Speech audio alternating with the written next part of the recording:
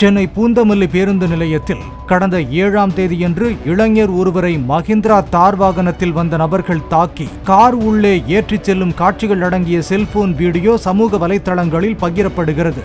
புகைப்பிடிப்பது தொடர்பாக ஏற்பட்ட பிரச்சனையில் +2 மாணவர் ஒருவர் இளைஞரை தாக்க ரவுடிகளை ஏவியதாக கூறப்படும் நிலையில் போலீசார் விசாரணை மேற்கொண்டுள்ளனர்.